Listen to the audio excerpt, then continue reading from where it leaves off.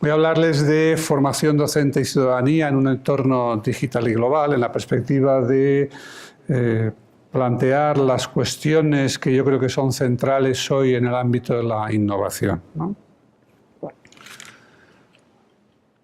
Vivimos una época de cambios profundos. Se podrían resumir de muchas maneras, pero yo lo resumiría en tres. En primer lugar, entramos en una sociedad del conocimiento.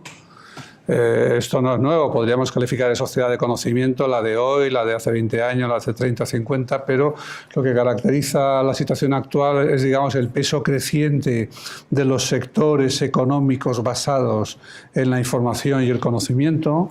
Como consecuencia de eso,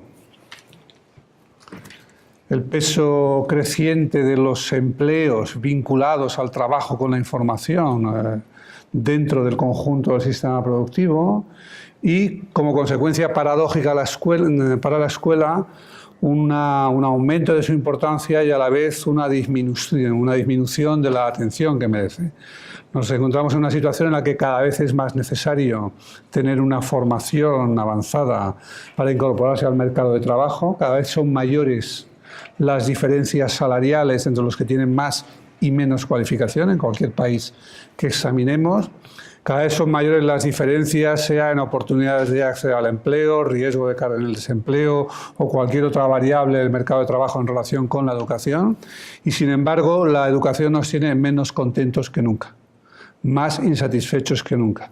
Y no porque tal o cual país suba o baje en PISA, que a veces también, ni porque los profesores en sí estén descontentos, que a veces también, o porque pidamos a la escuela cosas que no puede dar, sino fundamental y básicamente porque la escuela, que monopolizaba el acceso al conocimiento y que monopolizaba la atención de la infancia y la adolescencia prácticamente en cualquier ámbito, excepto el muy restringido de la familia y la pequeña comunidad, hoy debe competir por la atención de los alumnos con la ciudad, que es un medio variado, amplio y rico, con los medios de comunicación, que son mucho más atractivos, están mejor diseñados, etcétera, y con las redes, que son mucho más democráticas, más interactivas y demás.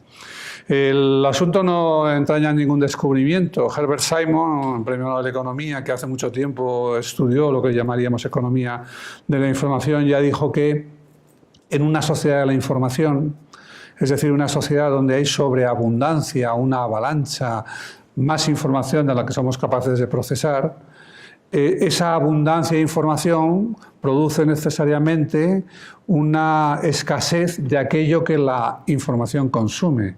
Igual que una sobreabundancia de automóviles produce escasez de gasolina o una sobreabundancia de personas produce escasez de alimentos, etc., pues la sobreabundancia de información produce escasez ¿de qué? De la atención.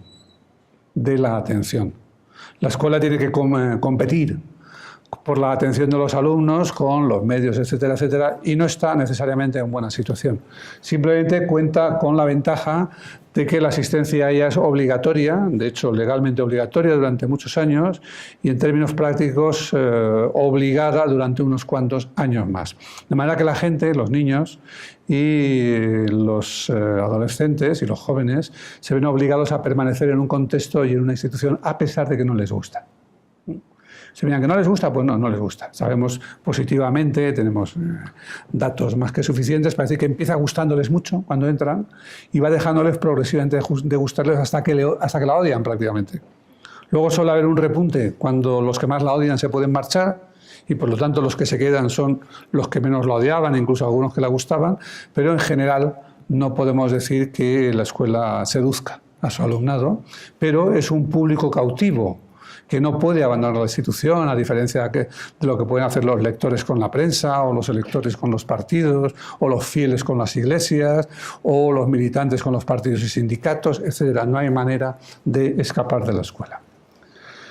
Segundo gran cambio es que vivimos en una sociedad global. La escuela es una institución nacional. La escuela es un producto de las naciones y nació para crear las naciones. Su objetivo es, hasta la fecha ha sido, homogeneizar internamente una población nacional. Decirles, olvídate de que eres de esta aldea, de aquel gremio, de aquel grupo familiar, de aquella montaña o aquel valle y considérate a partir de ahora parte de un único grupo nacional. Primero como súbditos, luego como ciudadanos, etc. Es decir, el papel de la escuela ha sido unificar el sinfín de las diferencias locales. Pero entramos en un mundo global y esto tiene dos consecuencias. Primera es que al entrar en ese mundo global, muchas cosas que están fuera de la nación nos afectan. Y, por cierto, muchas que pasan en la nación afectan a otros, ¿no? Pero, en todo caso, eso implica que hay una globalización creciente en términos económicos, culturales, mediáticos, militares, de criminalidad, medioambientales, de riesgo financieros, etc. Y, sin embargo, los instrumentos de intervención sobre eso, desde la política, son los mismos que eran. No son otros que el Estado Nacional. Hay una cierta globalización, por ejemplo, la Unión Europea, numerosos organismos internacionales, tribunales internacionales, instancias de arbitraje, acuerdos de cooperación, pero siempre va muy por detrás de esa otra globalización, digamos, no gobernada o incluso no civilizada, que es más el efecto de acciones no coordinadas y a veces contradictorias de distintos actores individuales, corporativos, etcétera, etcétera. Y en segundo lugar, otra paradoja, esa globalización produce un enorme y radical aumento de la diversidad interior.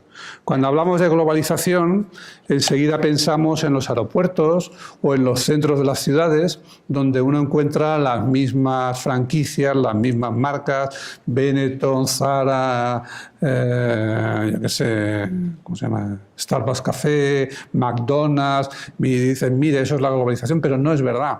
No es verdad. Eso es una parte pequeñita de la globalización.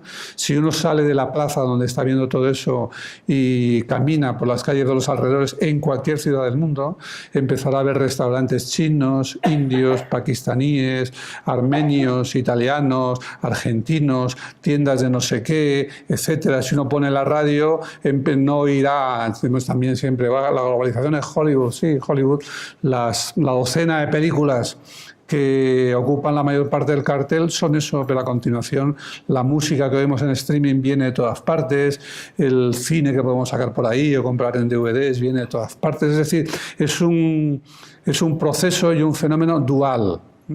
Y es dual también en cuanto a las personas.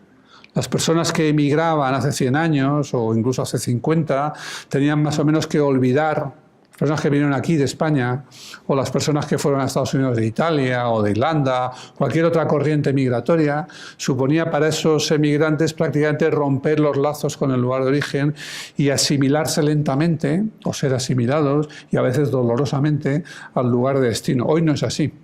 Hoy no es así. Por supuesto que hay políticas de asimilación, por ejemplo, de homogenización cultural, o que los emigrantes quieren incorporarse económicamente al lugar de destino, pero al mismo tiempo, la globalización que abarata los viajes, los transportes, que permite comunicarse a un precio prácticamente cero, permite que la gente mantenga sus relaciones con el lugar de origen. Cerca de mi casa, en el centro de Madrid, hay un pequeño locutorio de estos minúsculos locutorios, no sé si aquí habrá muchos o poco, pero en Europa, en las zonas de asentamiento, trabajo de la inmigración, había muchos minúsculos locutorios que ofrecían pues cargar los móviles, llamar un poco más barato cuando apareció la telefonía IP, es decir, las llamadas a través de Internet, cosas de este estilo, o mandar telegramas o mandar remesas de dinero. Esa era su función, mantener bueno, pues este que hay ahí se llama, curiosamente, Mis Raíces, ¿no? Y tiene gracia porque efectivamente ese pequeño locutorio recargado de dispositivos electrónicos que permiten acceder a la red digital es el contacto de esas personas que han viajado miles de kilómetros con sus raíces, ¿no?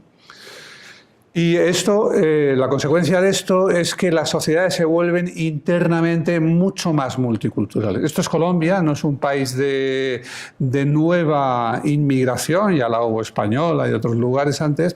Ustedes ya habrán visto que habrán pasado, no conozco los detalles, pero vamos, por lo que sea, han pasado por el reconocimiento de las lenguas indígenas, por su incorporación total o parcial, mejor o peor, no voy a entrar a esa discusión, al sistema educativo, No es que hayan venido los indígenas, ya estaban ahí, pero se ha llegado a reconocerlos.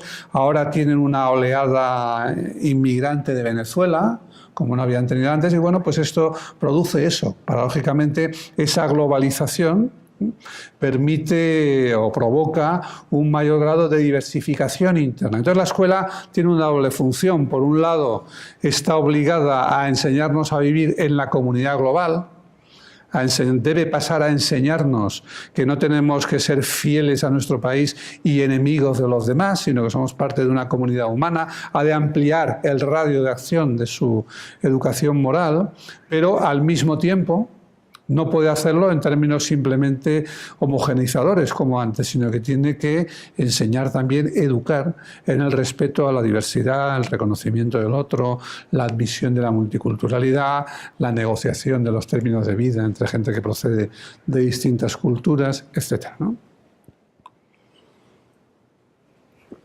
Y el tercer gran cambio es el cambio mismo, que es más rápido que nunca. Siempre hubo cambio. Aquella frase de todo fluye o el río nunca es el mismo tiene 2500 años, pero hay cambio y cambio. Una cosa es saber que se puede hundir la Atlántida o que pueda pensar que hubo un diluvio en época de Noé y bueno, pues son cambios catastróficos. De repente viene un ejército de los persas y arrasa la Hélade o lo que sea, o llegan los españoles a América y trastocan enteramente el modo de vida de la población. Pero esos cambios, por muy catastróficos que fueran, y no importa con qué frecuencia, eran imprevisibles. Y al ser catastróficos, sobre las catástrofes, no se puede hacer nada antes. Fuera de esas catástrofes, el mundo la gente vivía en un mundo en el cual se podía suponer que los niños y niñas iban a incorporarse a un modo de vida que era el de sus padres y madres, punto. Por consiguiente, con aprender de ellos tenían suficiente. Con aprender con ellos a cultivar la tierra, a recolectar, a cazar, o bueno, a algunas labores artesanas o lo que fuera, era suficiente, salvo que pensaran ser el brujo de la tribu, o sacerdotes, o quién sabe, escribas de algún imperio, cosas por el estilo. Para la inmensa mayoría de la gente, el aprendizaje era suficiente con el que tenían dentro de la comunidad inmediata, la familia, etc.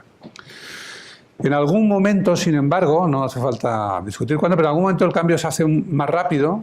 Pasamos de la sociedad agraria a la industrial, de la rural a la urbana, de la aldea al Estado, etcétera, etcétera. Y la gente tiene que incorporarse a un mundo que no es el de sus padres, no es ya el de sus padres. Y cuando la gente masivamente debe incorporarse a un mundo que no es el de sus padres ya no pueden educarlos, o ya no se bastan para educarlos. Y entonces necesitamos una institución. Necesitamos algún tipo de institución que se ocupe de eso. Una institución y una profesión. Un lugar y un escenario donde dar esa educación que la familia ya no puede dar o no puede dar sola, y una gente que haga lo que los padres y madres no pueden hacer o no pueden hacer solos. Y esa institución se llama escuela, en términos genéricos, y esa profesión se llama pues, magisterio, profesorado, etc. De manera que la escuela y la institución docente son un producto de la modernidad y al mismo tiempo son un instrumento de modernización. Y todo esto funciona muy bien durante un tiempo. No solo funciona muy bien, sino que hace muy felices a los maestros. Tan felices que la mayoría hoy quieren seguir apegados a esa idea, quieren seguir pensando que representan el progreso, que la gente va a comprender que ellos son el progreso, que va a aceptar que lo son y que realmente lo son. ¿Sí? Que ellos van a mejorar la sociedad, van a transformarla, etcétera, etcétera. Ese es un impulso y una emoción que no abandonó nunca el magisterio, ¿no? Pero cuando el cambio se hace muy rápido, la cosa se complica, porque puede ir más rápido que la institución y que los profesores. De hecho, va mucho más rápido. El cambio va mucho más rápido, constantemente, por poner un ejemplo en lo que me centraré luego, pues constantemente oímos a los profesores, o a muchos profesores, decir que ellos no fueron educados en el entorno digital, que no les pueden pedir que hagan aquello que no les enseñaron a hacer, etcétera, etcétera, o que esto va demasiado rápido, o que los alumnos ya no quieren estudiar, las familias no respetan, los políticos nos zarandean, etcétera. Probablemente hay un poquito de cierto en todo eso, no quiero discutir eso, pero lo esencial no es cuánto de cierto hay en cada cosa de esas, sino sencillamente que el cambio va más rápido. El cambio ya no es de una generación a otra y la una encarga a la escuela y el magisterio educar a la otra, sino que el cambio es muy visible y muy radical dentro de una misma generación. Dentro de una misma generación. Y si una generación, podemos discutirlo, pues cubre, una generación biológica, cubre 20 y tantos años, pues quiere decir que mucho más cambio habrá dentro de en el interior de 2 generaciones, que es lo que puede cubrir la vida profesional de un maestro o de un profesor, y que por lo tanto el mundo va a cambiar, mientras que a lo mejor la escuela no cambia demasiado. Y ese cambio rápido hace que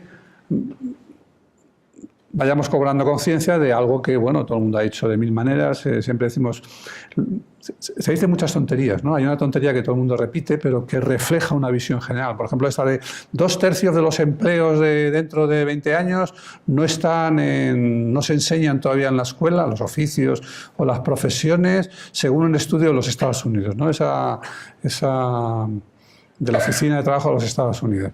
Esa noticia y esa estadística la he oído 80 veces, no existe. Se la inventó una señora muy brillante en otras cosas, pero a la gente le gusta oírla. Y entonces la repite y la repite. Tenemos conciencia de que lo que se aprende en el sistema educativo no va a ser suficiente para la vida adulta de la gente que está en el sistema. Eso es correcto, ¿no? La estadística es fantasiosa. Pero claro, eso no solamente es cierto para el alumno, es cierto para el profesor. Lo que aprendió cuando se formaba como profesor no es suficiente. No es que no valga nada, mucho de lo que aprendió vale. Sobre todo si aprendió a aprender y puede mantenerse al día. Pero en todo caso, incluso mucho de lo que sustantivamente aprendió vale.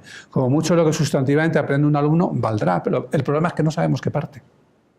No sabemos muy bien qué parte es la que va a valer y la que no, ¿no? Y entonces esto, pues digamos, coge a la escuela con el pie cambiado. Tenemos un cambio mucho más rápido y más incierto. Porque antes el cambio no solo era más lento, sino que teníamos una idea de dónde ver, o creíamos tenerla, eso es suficiente. Toda la historia de la educación está vinculada a la idea de progreso, no importa qué, sea la idea de progreso hacia una sociedad más rica, hacia una sociedad liberal, una sociedad comunista, o lo que importe, o lo que sea, no importa. Lo que importa es tener una idea de por dónde va el progreso. Si tienes una idea de por dónde va a ir el progreso, aunque sea falsa, tienes una idea de a dónde quieres llevar o ayudar a llegar a las generaciones que se están formando. Y por lo tanto tienes un programa y un proyecto educativos, que es lo que necesita la escuela y es lo que necesita una profesión para creer en sí misma. Si el cambio va muy rápido y ya sientes que te supera y encima no sabes en qué dirección, y además somos un poquito dados al pesimismo, entonces claro, están dadas las condiciones para la crisis de la institución y bueno, pues los trastornos depresivos en la profesión, ¿no?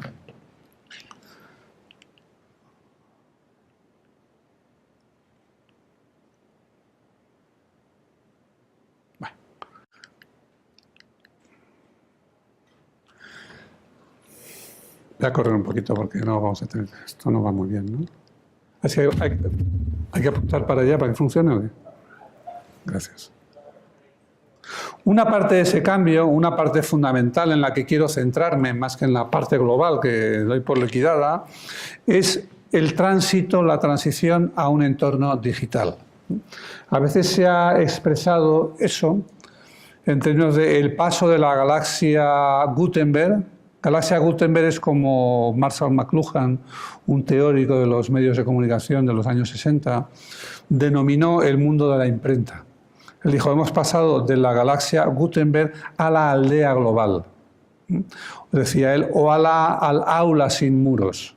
Con la aldea global quería decir en realidad simplemente que con la radio, la televisión, etcétera, podíamos comunicarnos a cualquier distancia, ¿no?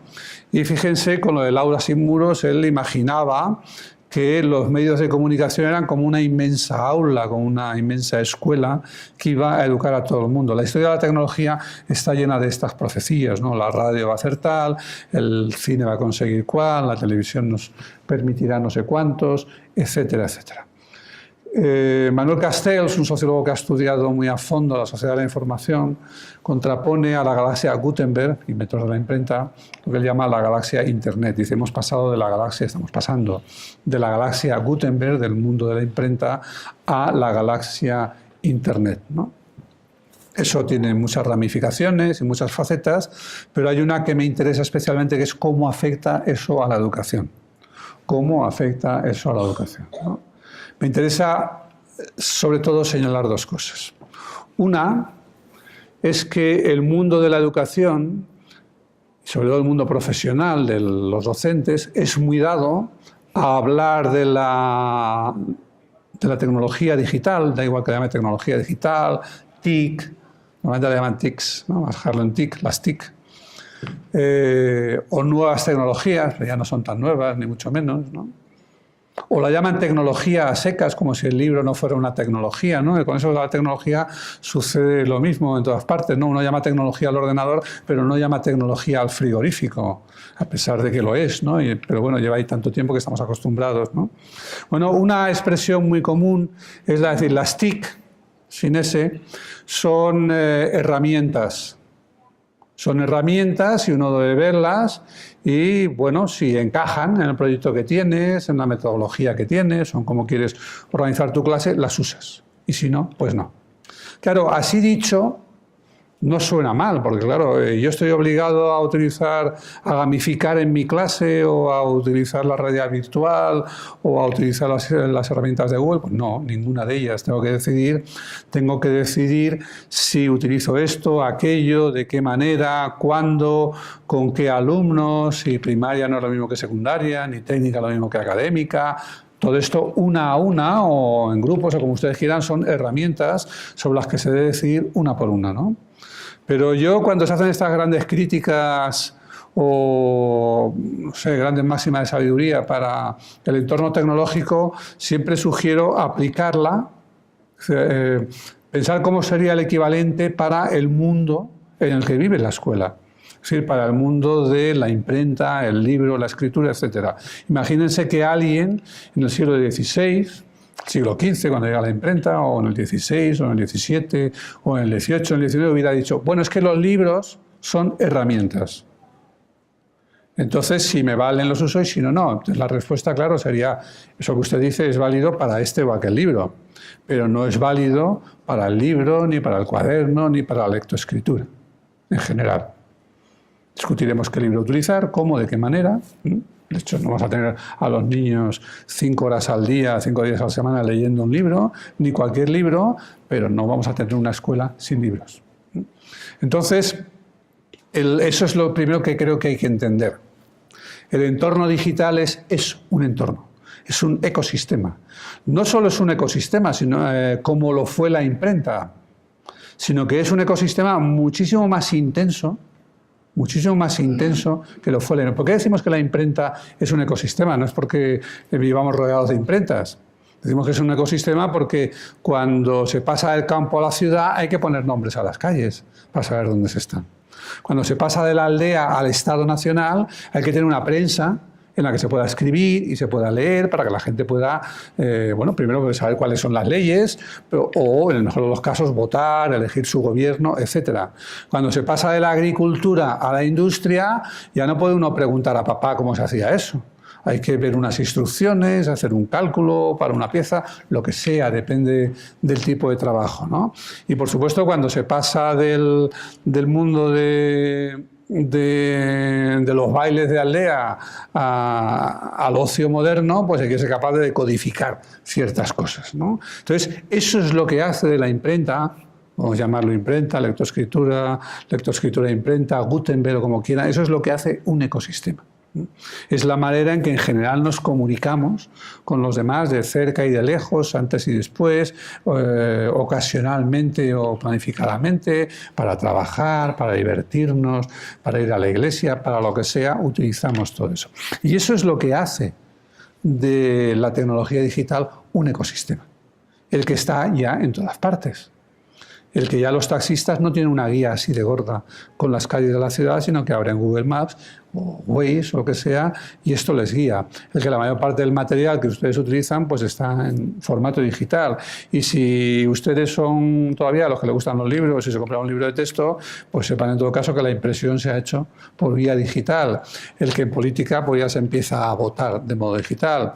El que las noticias que tenemos, no solo que el periódico esté en formato digital, sino que los nuevos medios de información y las redes sociales con su circulación de información hasta han trastornado extraordinariamente lo que era el viejo modelo de 2, 3, 4 periódicos nacionales o locales, etc. Es decir, ese medio digital ha transformado todas las esferas, no les voy a decir en economía.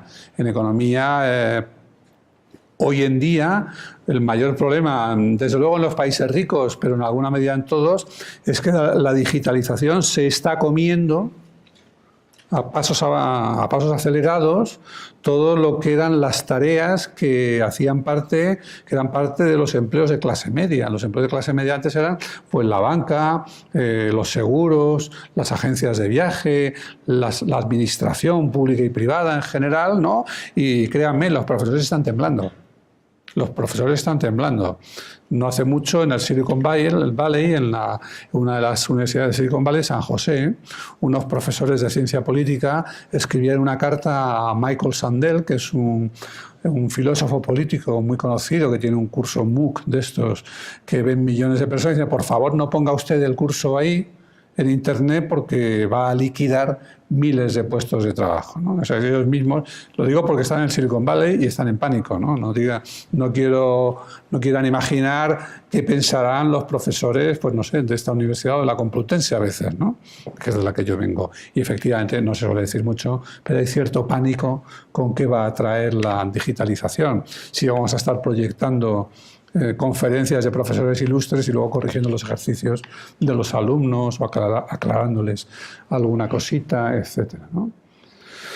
El segundo gran error, muy particularmente en el mundo de la enseñanza, sobre el entorno digital, ha sido pensar que amenazaba con una terrible brecha digital.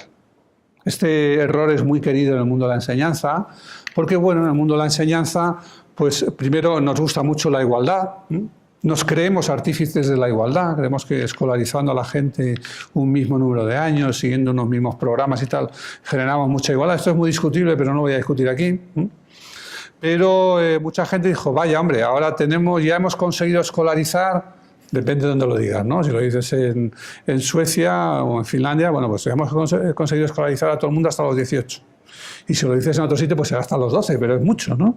Hemos conseguido escolarizar a la gente no sé cuántos años. Es gratuita la enseñanza, o casi, por lo menos para el que la quiera.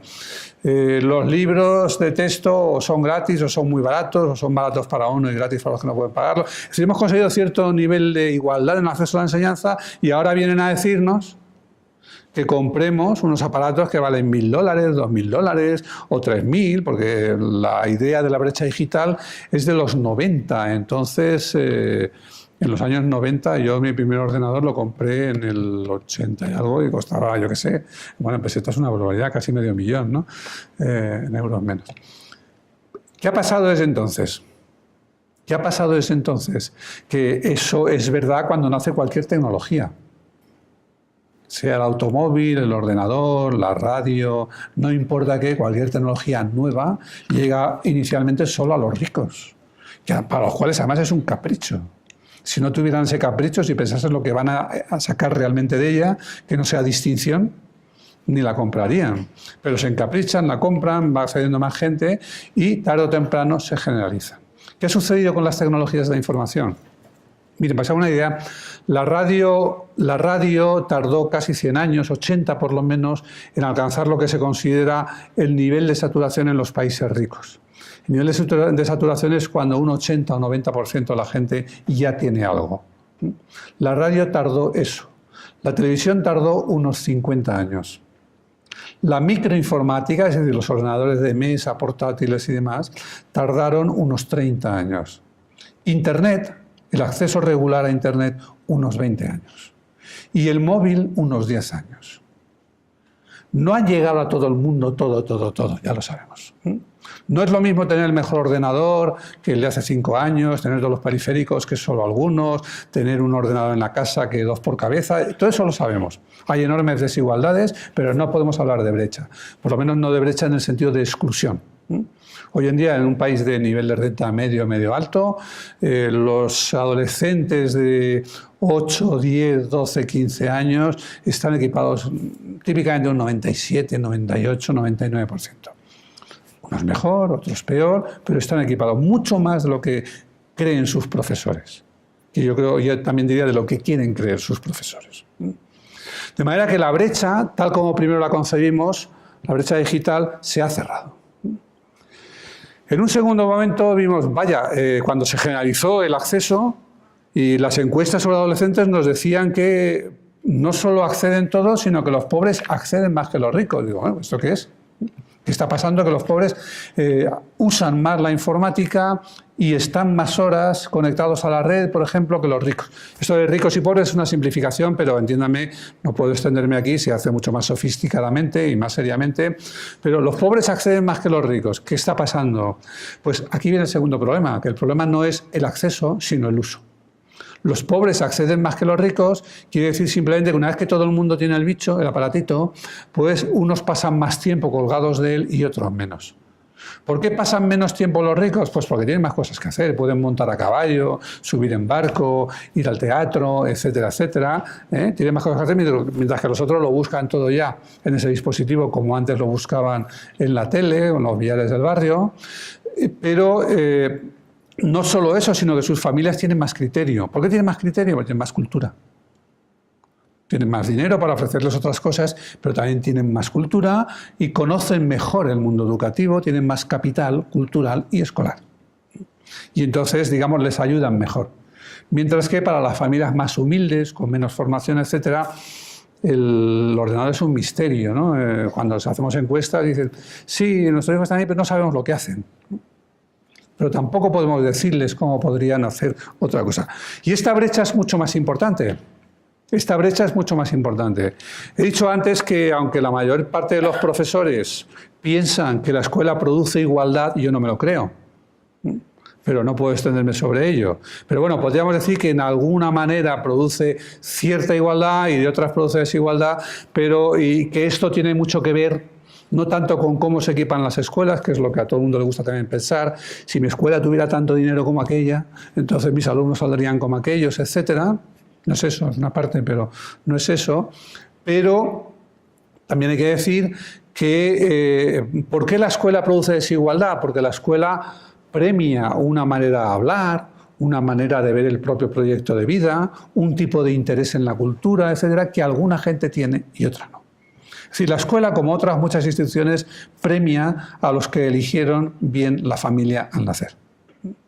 Lo que pasa es que, bueno, hemos conseguido que al que peor le vaya en la escuela, por lo menos salga con unos años de escolaridad, sabiendo leer y escribir, un cierto nivel cultural, es decir, hemos elevado el mínimo. Y la escuela ordinaria, bueno, pues la gente puede salir con un máximo y para ir más allá de eso hay que tener realmente privilegios, es decir, para que tu familia, lo justo para que tu familia te pueda enviar a estudiar al extranjero, a aprender inglés en los veranos, en fin, toda esa serie de cosas que son adicionales a la escuela, ¿no? Pero cuando pasamos de ese medio regulado que es la escuela a un medio totalmente irregulado, mucho más móvil, mucho más flexible, mucho más dispar, como es el mundo digital, entonces, claro, la desigualdad que se arrastra a la familia se dispara. Se dispara porque puede llegar mucho más lejos. La diferencia entre lo que un niño pobre o de familia sin educación y un niño rico de familia con educación pueden sacar de la escuela es X. Pero la que esos mismos dos niños pueden sacar del medio digital es 20 veces X. Es muy superior porque el medio digital es mucho más variado, mucho más amplio, mucho más dispar, mucho más incontrolable, etc. Y esa es la segunda brecha. Y esa es la que importa. Esa es realmente la que importa. Y precisamente porque importa, y porque algunos no eligieron bien la familia, es más que importante que la escuela sea capaz de ocuparse de todos y particularmente de esos. Y particularmente de esos. de los que no tienen en casa papá y mamá, que lo saben todo de informática, o en todo caso saben mucho de cultura, o en todo caso son muy conscientes de que se puede perder el tiempo ante un ordenador, etcétera, etcétera, ¿no? Y para eso la salvación sería la escuela, como lo fue cuando esas familias no sabían leer y la escuela les enseñaba. Por lo menos les enseñaba esa oportunidad. Es decir, cuando ellos no podían entrar en la galaxia Gutenberg, la escuela los llevó para allá. Y eso lo hizo con cierta eficacia, siempre y cuando pudieran mantenerse un tiempo escolarizados. Pero ahora, si la escuela dice, no, digital, no. De digital, nada, porque eso es el demonio, o eso es el entretenimiento, o eso es cultura trivial, o eso lo voy a usar simplemente para hacer lo mismo. Convierto el libro en un PDF, convierto la pizarra en electrónica, etcétera, pero sigo haciendo lo mismo, no entro en el entorno digital. Entonces la escuela, la institución escolar, cuando digo escuela me refiero a lo que ustedes llaman instituciones de enseñanza, etcétera, el aparato en su conjunto. Entonces la escuela condena a esa gente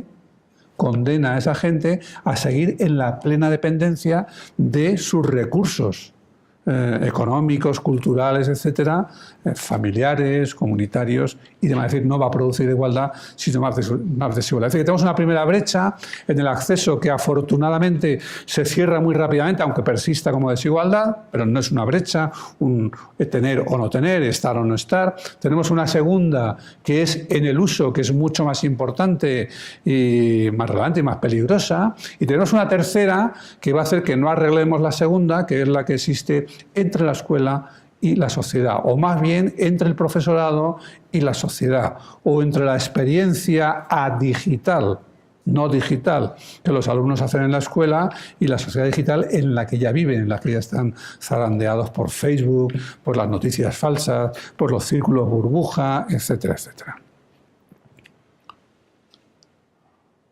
Porque la escuela, ¿qué fue? Bueno, pues la escuela podríamos resumirla como la institucionalización de las formas de aprendizaje. Siempre se aprendió, siempre se educó. Aprenden las personas, los animales, todos, algunas plantas y últimamente las máquinas. Las personas siempre educaron. Educar no es más que cuando alguien que sabe algo, hacer algo, o contar algo, o lo que sea, se ocupa de alguien que no sabe, no hay más. Me da igual que sea una madre enseñando a andar a un niño, un padre enseñándole a balbucear o una universidad enseñando metafísica a sus alumnos, ¿no? Todo eso es educación. Pero lo nuevo, que no hay que confundir, porque solemos decir mucho educación, cómo está la educación, el sistema educativo, pero en realidad siempre queremos decir escuela. Por escuela quiero decir primaria, secundaria y superior. Lo nuevo realmente es coger todo eso y meterlo en una institución, institucionalizarlo. Y esa institución es la escuela, no es otra cosa. Es una institución porque decimos cuándo se va a aprender. Ya no aprenderá usted en cualquier momento, sino con este calendario, este horario, etcétera. ¿Dónde se va a aprender? No aprenderá usted en cualquier lugar, sino en este, ¿no? ¿Con qué ritmo? ¿Con qué secuencia? ¿Qué se aprende? ¿Qué es digno de ser aprendido y qué no lo es? ¿Quiénes van a ser los expertos, los que enseñan, los que educan? ¿Por qué métodos? Es decir, esa cadena de organización del espacio, del tiempo, de los contenidos, los métodos, los roles de profesor-alumno, la evaluación, etcétera. Todo eso es la institucionalización. Todo eso es la escuela. Y lo que hoy tenemos en la escuela, pues es lo mismo que hemos tenido, que estamos teniendo en otras esferas, o ya lo hemos tenido, que es la tendencia a la presión hacia la desinstitucionalización. No presión de nadie, sino presión simplemente de un entorno que ha cambiado y que hace que podamos aprender en otros lugares, que podamos aprender en otros momentos, que podamos aprender de otras maneras, que podamos aprender o relacionarnos con otros papeles u otros roles, los que aprendemos, los que ayudan a aprender, etcétera, etcétera, y que evaluemos aprendido de otro modo. Podría hacer una lista o podría coger cualquier cosa, no importa qué, que se aprenda hoy dentro de la institución escolar y mostrar cómo se puede aprender de otra manera fuera de ella. Y no me refiero a hacer lo mismo fuera de la escuela que dentro, sino hacerlo de forma radicalmente distinta. Me da igual qué. Podríamos coger cualquier ejemplo y mostrarlo. Entonces, cuando la gente ve que puede aprender esas cosas de otro modo, se pregunta si los costes que para ellos, o el esfuerzo, el tipo de actividad que para ellos, que a ellos les requiere la escuela para esto, vale la pena. Y entonces tenemos estos movimientos EduPunk, hágalo usted mismo, las chapas digitales, la autodidaxia, la Academia Han, en fin, un montón de cosas que van sacando el aprendizaje de la escuela. Lo que no han podido sacar todavía son los títulos, pero si hubieran podido sacar los títulos, les aseguro que habrían sacado mucho más, ¿no?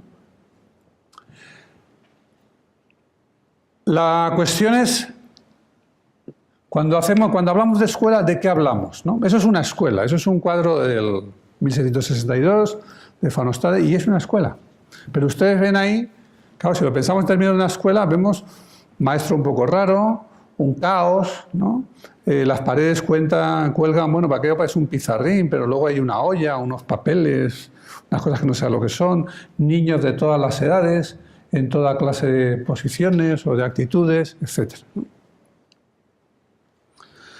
Esto es más tardío, pero ya es de mitad del siglo XIX, ya no es tan lejos.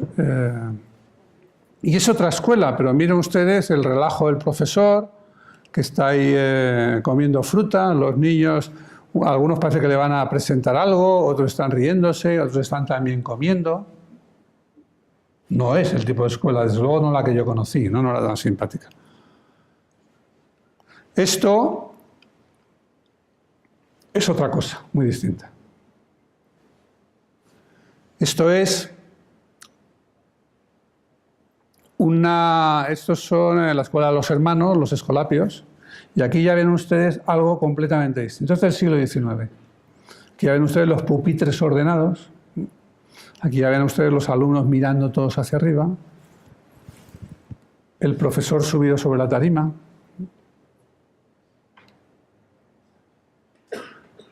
Esta es la escuela que conocemos.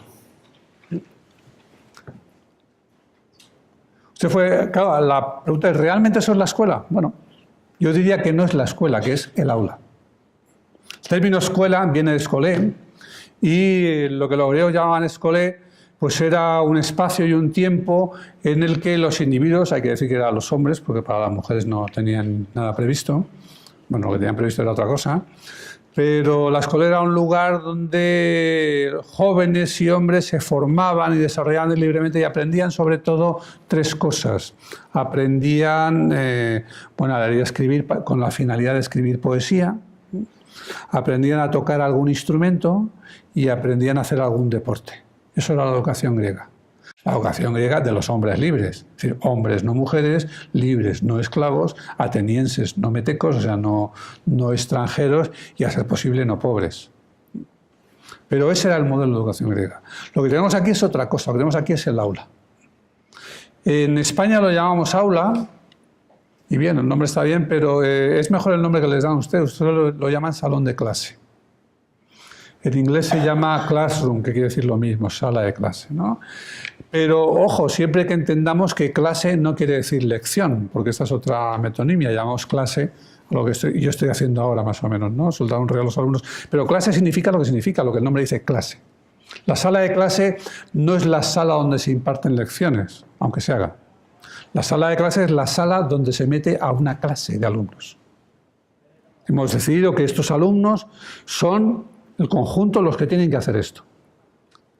Esa clase se puede formar por el nivel de conocimiento, por la edad, por lo que sea, normalmente tiende a constituirse por la edad, y entonces decimos que esta clase de alumnos tendrán que hacer esto a este ritmo, de esta manera, etc. Eso es lo que constituye una clase.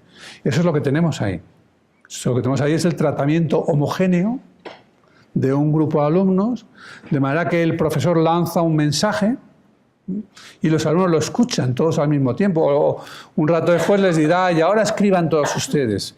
O ahora dirá, por ejemplo, los escolapios explicaban, bueno, hagan leer a un alumno, ¿no? Pero háganlo leer de modo que los demás tendrán que leer en voz baja, moviendo los labios, pero sin que se les oiga, de manera que el maestro en cualquier momento podrá decir, sigue tú.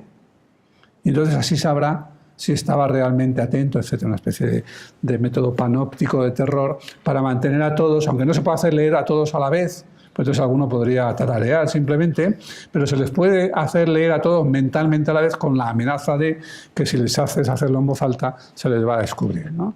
Pero eso es el aula. Eso es una forma de organización de la escuela. una forma de organización de la escuela. Es una forma tan poderosa, tan potente, que de hecho nos es difícil imaginar otra. Nos es muy difícil. Y cuando, por ejemplo, esto es una representación de cómo veía en el futuro la educación, en el tránsito del siglo XIX al XX. Es un dibujante, dibuja cómo cree que va a ser la educación, se pone futurista. Hombre, es un poquito irónico y tal, pero lo que me interesa es lo siguiente.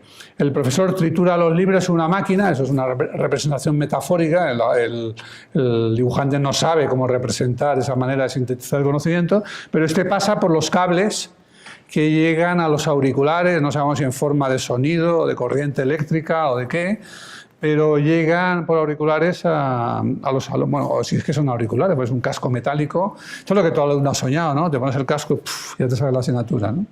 Pero lo interesante es que siguen en un aula. ¿Quién necesita un aula para eso? Podrían estar de pie, podrían estar tumbados, por si acaso, ¿no? Podrían estar atados para que no se vayan, pero están todos toditos en el aula. Y tenemos una...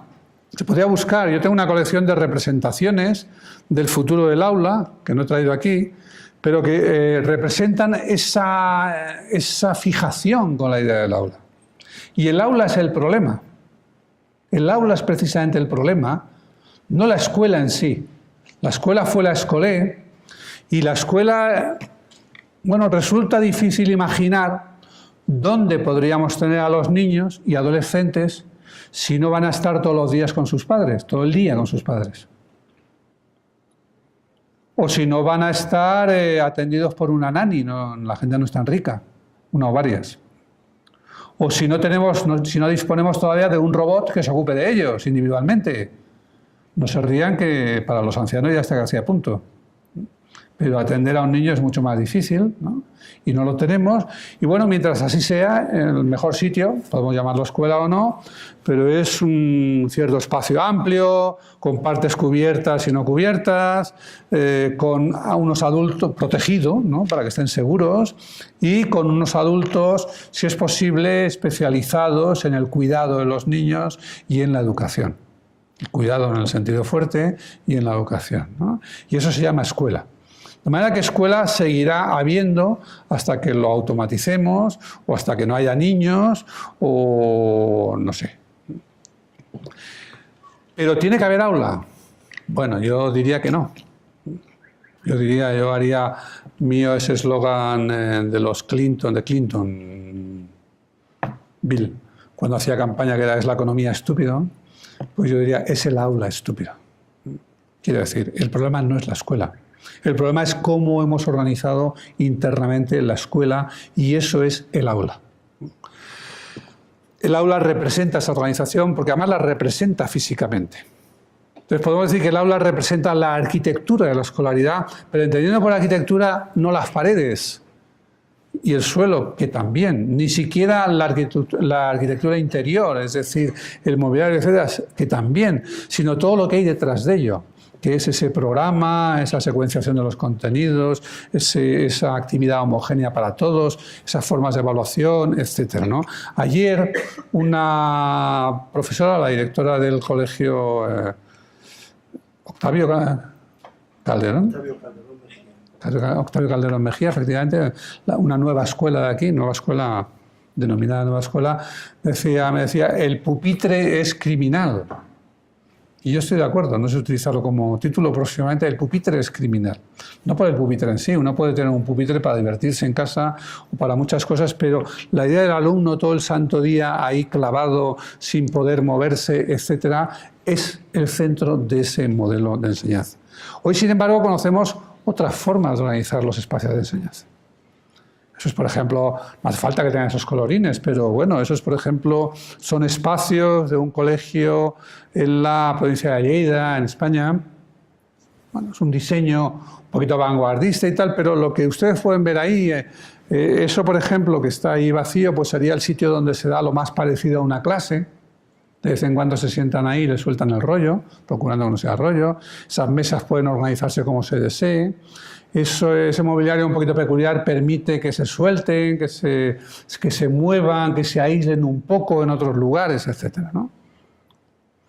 O pueden ser casos como este es otro en un colegio de Barcelona, en Montserrat, ¿no? Aquí lo que ven ustedes es que los alumnos están trabajando por grupos y los profesores circulan entre los grupos, apoyando, ayudando de vez en cuando. Es decir, el modelo no es una clase, ¿no? Esto es la Escuela Padre Piquer de Madrid. Casi todos estos ejemplos suelen ser de primaria, pero este, por ejemplo, es de secundaria. Perdón. Este es de secundaria. Aquí no se está... lo digo porque es más difícil cuando la enseñanza está estructurada por asignaturas.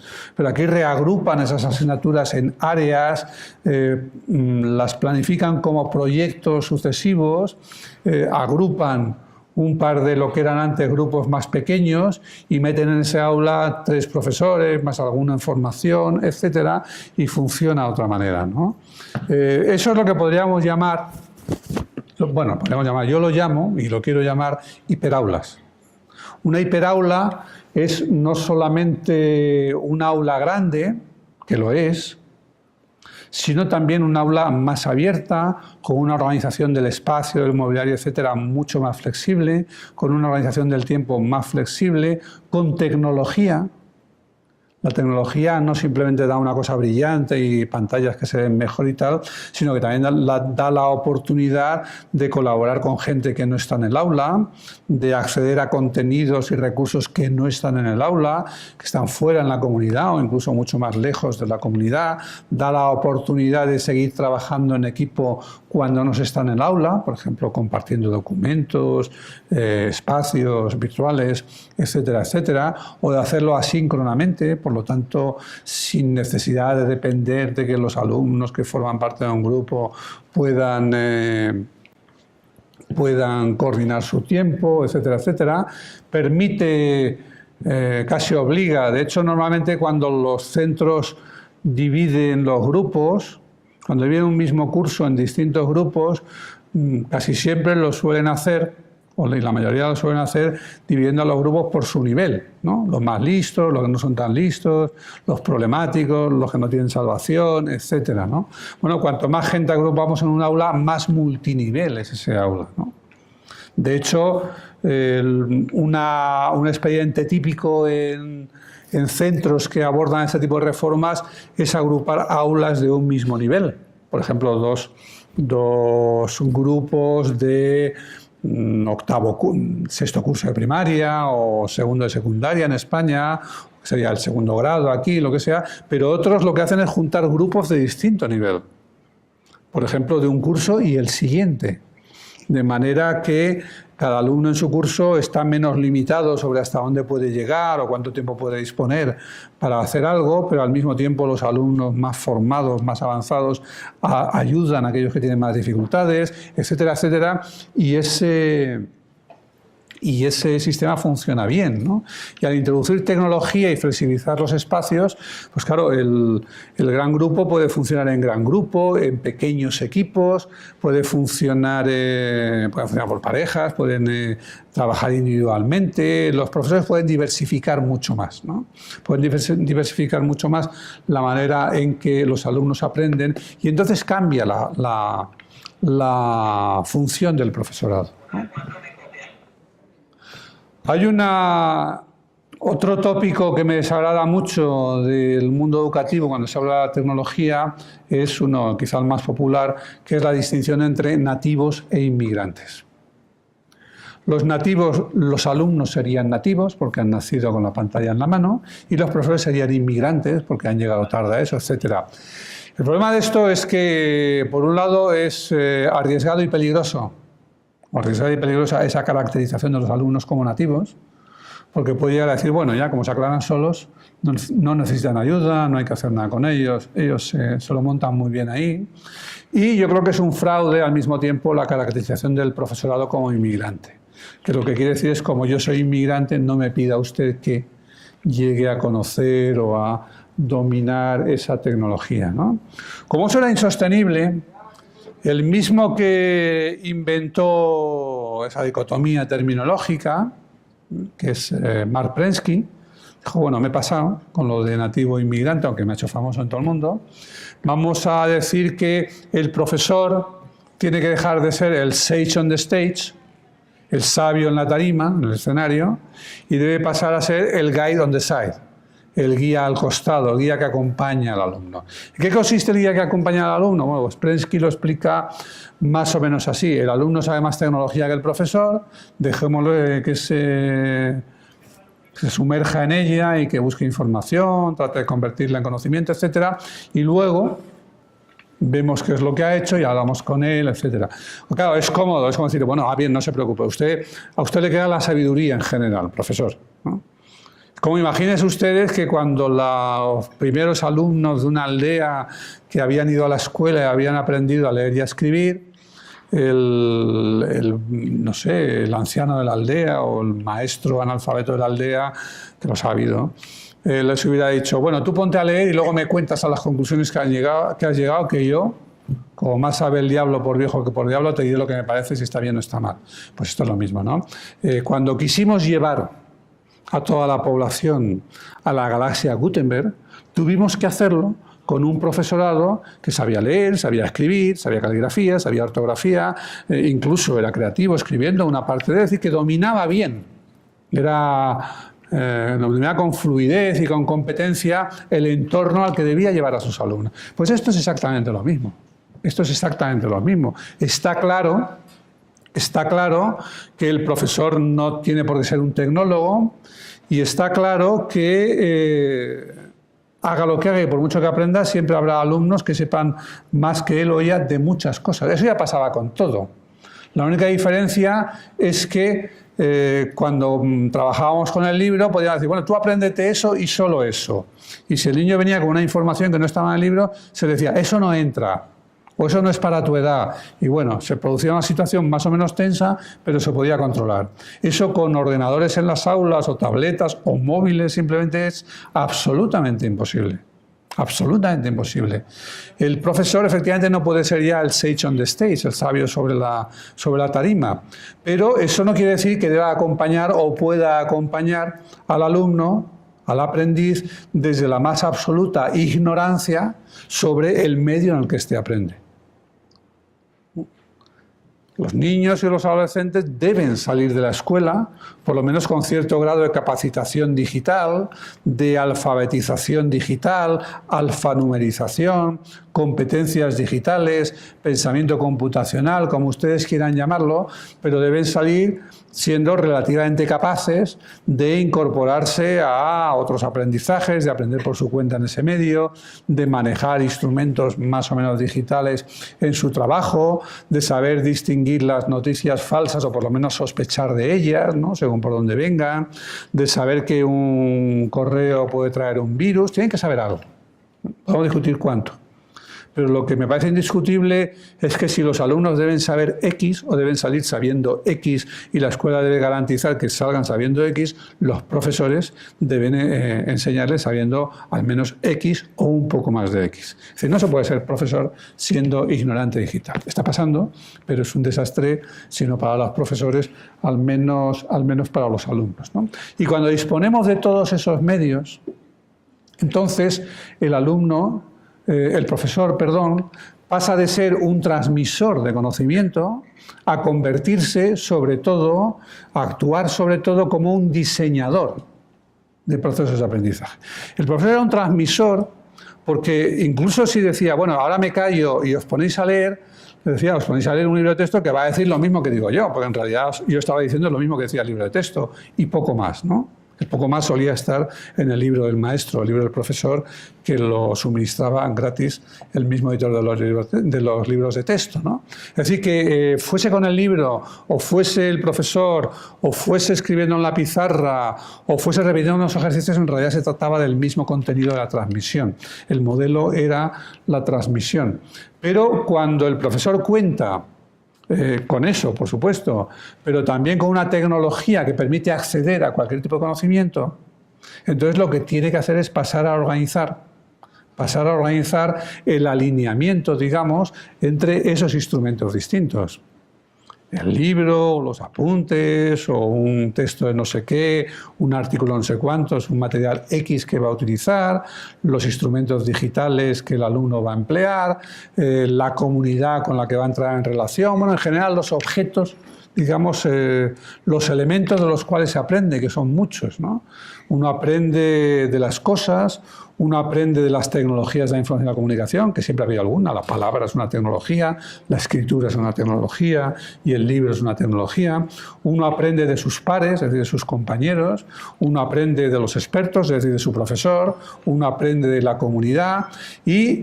Pero la escuela había conseguido desterrar casi todo y crear una unidad monolítica entre el profesor y su libro. Esa unidad monolítica se rompe porque ahora la tecnología, el ordenador, en cualquiera de sus variantes, a diferencia del libro, es interactivo. A diferencia del libro, es abierto, que nos permite llegar a cualquier sitio. A diferencia del libro, no se puede convertir en libro de texto, no hay ordenadores de texto, en el sentido de que siga el programa. En cuanto se le dé un ordenador a un chaval, por mucho que se le cierre y tal, va a encontrar la manera de salir de ahí. El ordenador permite una relación mucho más intensa con la comunidad próxima y lejana. El ordenador invita a trastear con él. No se puede trastear con un libro, por lo tanto genera un tipo de relación activa con el objeto de conocimiento que antes no existía. Todo ese nuevo entorno inmediato tiene que ser organizado, y organizar ese entorno es diseñar un entorno de aprendizaje. Diseñar un conjunto de situaciones, experiencias, trayectos, proyectos, etcétera, a través de los cuales va a aprender el alumno. Y esto plantea, y con esto termino, pues ciertas necesidades nuevas en la formación del profesorado. La primera es que, si no nos habíamos dado cuenta, ya podemos estar seguros de que la formación inicial del profesorado, que ya es insuficiente, va a ser cada vez más insuficiente por definición. Es decir, que la formación inicial va a venir acompañada de una necesidad cada vez mayor para el profesor de formación ulterior, continua, etcétera, para mantenerse mínimamente al día de los retos y las oportunidades que tiene en su trabajo, ¿no? En segundo lugar, eso no quiere decir que podamos sustituir la inicial por la continua. La condición para aprovechar la formación continua es tener una buena formación inicial. El proceso de aprendizaje es siempre acumulativo, tiene mucho de efecto Mateo. Si empiezas bien, sigues mejor, pero si empiezas mal, acabas fatal, ¿no? En segundo lugar, esos profesores tienen que, aquí ya lo he dicho, competencias digitales, ¿no? Esos profesores tienen que aprender también, y aquí salgo un poco del ámbito digital, a tener una actitud más científica. La vida en un mundo global no se puede entender en términos de fulanito es bueno y menganito es malo. Realmente es muy difícil entender nada de lo que pasa si uno no tiene una idea, por ejemplo, de qué es la estadística, de qué significa decir el 3% de algo, o qué significa decir que el crecimiento del PIB ha disminuido. Bueno, sí, ha disminuido el crecimiento, pero no ha disminuido el PIB. Todas esas cosas hay que empezar a entenderlas. No es difícil vivir en un mundo global de millones de personas sin entender esto, como es difícil vivir en una sociedad del conocimiento sin entender los fundamentos de la ciencia. Hay que aprender a distinguir la ciencia de la opinión, la ciencia de las creencias, la ciencia de la pseudociencia, y eso no requiere que el maestro, por ejemplo, sea físico, matemático o filólogo, pero sí requiere que tenga una cierta idea de todo un poquito y sobre todo de los procedimientos científicos, ¿no? De manera que en su momento pueda ir a analizar lo que requiere cierto espíritu científico, ¿no? Si avanzamos hacia formas de organización más flexibles en las que más profesores conviven con más alumnos en un aula, quizás resolvamos algunos de los problemas más graves que tenemos en la educación. No hay día en que uno hable con los profesores, no sé aquí, pero desde luego en mi país no, en que no terminen hablando de la ratio. Un profesor siempre tiene demasiados alumnos. Siempre que le quiten alumnos, que se lo reduzcan las ratios por aquí, las ratios por allá, o se dice más eufemísticamente, es que aquel no sé qué reforma era estupenda, pero no tuvo recursos, ¿no? No se pusieron recursos, que quiere decir que no se pusieron más profesores, ¿no? Y esa es una dinámica endiablada, porque la ratio nunca va a ser lo bastante pequeña. Y quizá cuando empieza a parecer lo bastante pequeña, resulte que será pequeña y adecuada para el profesor, pero podría ser asfixiante para el alumno estar en clases tan pequeñas durante tanto tiempo, ¿no? Pero otra consecuencia o uno de los fundamentos, y es consecuencia y fundamento de esa idea de la ratio, es la convicción de que un profesor tiene que ser un hombre orquesta, que ha de ocuparse de todo lo que suceda en el aula. ¿Por qué ha de ser un hombre orquesta? Porque está solo. Porque está solo y tendrá que ocuparse de todo, ¿no? Pero en la perspectiva de la hiperaula, de la diversificación del espacio, el tiempo, lo que tendríamos sería profesores colaborando. En esos ejemplos que veíamos aquí, siempre tenemos 3 o más educadores colaborando en el trabajo con un grupo. Cuando tenemos varios profesores, lo primero que produce esa idea de microequipos que comparten una hiperaula, es pánico, ¿no? Me van a ver, se van a dar cuenta de que no sé de tal, o de que he hecho mal tal o cual otra cosa. Pero eso dura poco, porque lo que viene enseguida es tranquilidad. Ya no tengo el problema de qué hacer cuando un niño se ha cortado y los otros 40 están montando bulla. O ya no tengo el problema de que yo no soy muy bueno en esto, aunque sea bueno en lo otro, porque a lo mejor otro sabe hacer otras cosas, ¿no? O ya no es un problema que tenga que ir al servicio corriendo y dejar a los alumnos solos. Cosas tan simples como esa, digamos, suavizan bastante el ejercicio de la profesión, ¿no? Pero claro, requieren también, por un lado, permiten una cierta diversificación, profesores que se especializan más. 3 profesores iguales los juntas y si sumamos lo que saben todos los profesores de una escuela o lo que suponemos que saben, pues la suma es muy sencilla, es igual a lo que sabe un profesor o lo que sabe un maestro, sería lo más exacto. Si todos los maestros los formamos igual, porque todos van a ir solos al aula, la suma de 100 maestros es la misma que un maestro. Pero si los vamos a hacer trabajar conjuntamente, o vamos a permitir que trabajen conjuntamente, hombre, podemos diversificar un poco más. No tienen por qué ser clónicos todos los profesores, no tienen por qué ser clónicos los que comparten un aula. Uno puede estar más especializado en un campo disciplinar, otro en organizar, por ejemplo, el uso de tecnologías, otro en atender a niños con necesidades diversas, fuera de lo común, etcétera, etcétera. Eso permite otro tipo de trabajo, pero claro, tienen también que aprender a trabajar en equipo, esa es otra. Yo creo que esa es la perspectiva hoy. Yo creo que la perspectiva es la integración de la escuela en ese nuevo ecosistema informacional y comunicacional y, por lo tanto, de aprendizaje y de enseñanza, esperemos, que permite el nuevo entorno digital, pero el paso al mismo tiempo a espacios más amplios, tiempos más flexibles, una forma de organización más inteligentes y profesores capaces de trabajar en equipo. Con esto termino nada más y muchas gracias.